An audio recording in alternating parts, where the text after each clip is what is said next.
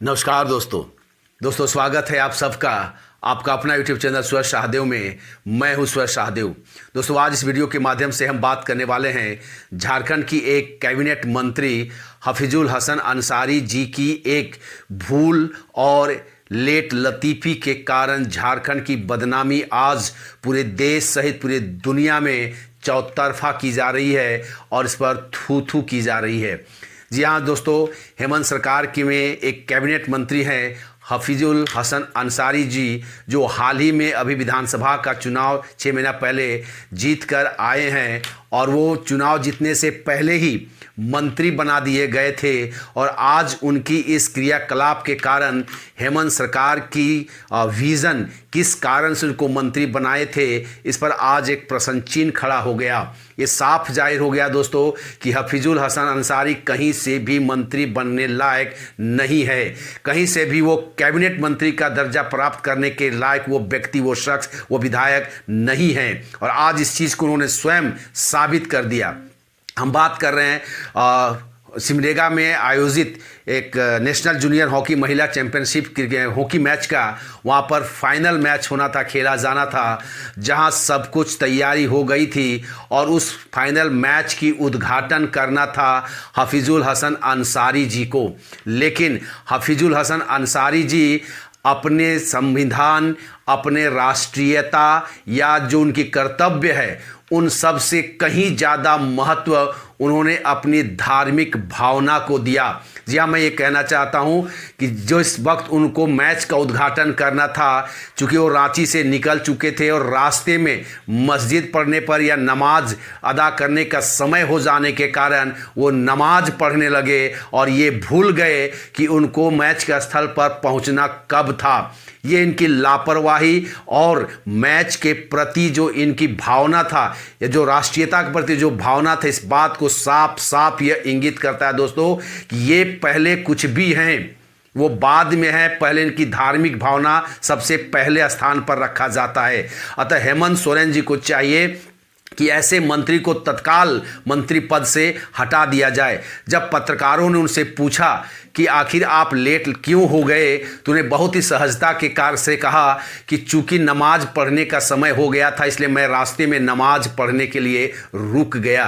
कितनी बेशर्मी है दोस्तों इस मंत्री पर कि नमाज पढ़ने का समय हो गया तो नमाज पढ़ने के लिए रुक गया। एक दिन अगर वो नमाज नहीं पढ़ते तो क्या हो जाता, लेकिन एक दिन में मैच पर लेट पहुंचने के कारण वहां खिलाड़ियों को जो उत्साह था, लगभग आधा घंटा लेट से वहां पहुंचते हैं। वो खिलाड़ी वार्म अप कर चुके थे, वो मैच में उतरने के लिए इंतजार कर रहे थे। इसका लाइव प्रसारण, जीवंत प्रसारण पूरे देश में सहित पूरे दुनिया में की जा रही थी दोस्तों। और उस मैच में ये व्यक्ति लेट से पहुंचे, मंत्री लेट से पहुंचते हैं, इसकी जितनी भी निंदा की जाए दोस्तों कम है।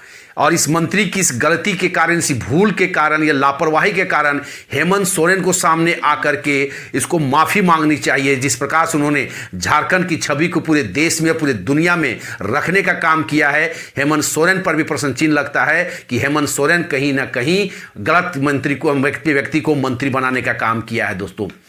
अतः इसको लेकर के अब झारखंड में एक प्रकार से राजनीति शुरू हो गई है। भाजपा वालों ने उसको आड़े हाथों लिया है।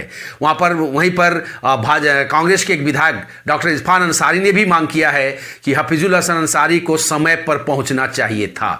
यानी कि सभी लोगों ने इसकी निंदा की है। यह मंत्री बनने लायक नहीं है दोस्तों। कहीं से आप संविधान की शपथ लेते हैं, आप राष्ट्रीय मैच खेला जा रहा था, खिलाड़ी आपका इंतजार कर रहा था और आपको नमाज, अपनी धार्मिक जो कर्तव्य है उसको अदा करना आपको ज्यादा समझ में आया, तो आप विधानसभा क्यों गए हैं हफीजुल हसन अंसारी जी? अगर आपको इतनी धार्मिक भावनाओं का ख्याल है, धार्मिक भावनाओं का अगर आप पूरा करना चाहते हैं तो आपको किसी मस्जिद का मौलवी होना चाहिए, ना कि विधानसभा का मंत्री बनना चाहिए। आपको तत्काल इस्तीफा दे करके किसी मस्जिद का मौलवी का पद धारण करना चाहिए।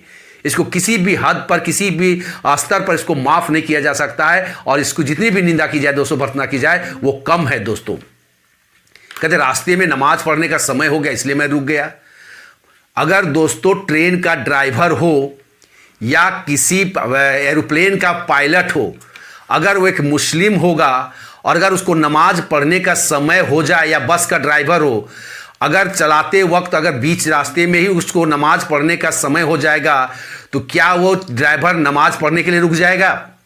क्या वो ट्रेन को चलती छोड़ करके वही नमाज पढ़ने लगेगा बीच रास्ते में ट्रेन को रोक करके, या हवाई जहाज का स्टीयरिंग छोड़ करके सब कुछ छोड़ करके वो नमाज पढ़ने लगेगा?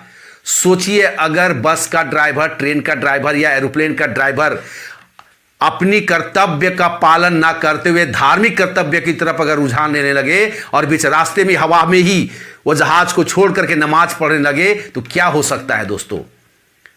इन्होंने साफ एक प्रकार का संदेश देने का भी काम किया है दोस्तों, कि ऐसे धार्मिक भावना को जो कट्टर लोग होते हैं, अपने धर्म के प्रति जो कट्टरता होते हैं, ऐसे लोगों को जिम्मेदारी का काम नहीं दिया जाना चाहिए।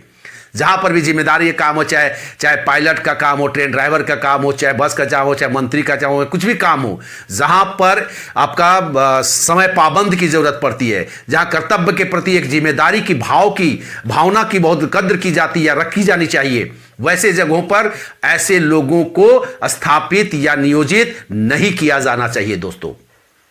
तो यही था दोस्तों आज के बारे में इस वीडियो को। मुझे लगा कि मैं इसका शेयर आप लोगों के साथ करूं। अगर यह वीडियो आपको अच्छा लगा हो दोस्तों, आपसे रिक्वेस्ट होगी इस वीडियो को आप दोस्तों के साथ शेयर कीजिए, लाइक कीजिए, और चैनल में नए हैं तो इस चैनल को जरूर सब्सक्राइब कर लीजिए दोस्तों। तब तक के लिए दोस्तों नमस्कार, जय हिंद।